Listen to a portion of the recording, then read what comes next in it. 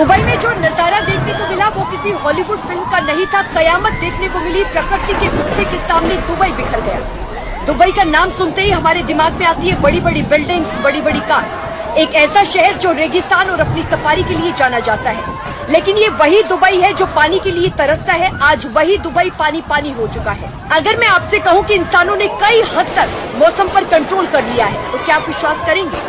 अगर मैं आपसे कहूँ कि क्लाउड सीडिंग की मदद से हम जहाँ चाहे वहाँ पर बारिश करा सकते हैं, आर्टिफिशियल रेन करा सकते हैं, तो क्या आप विश्वास करेंगे?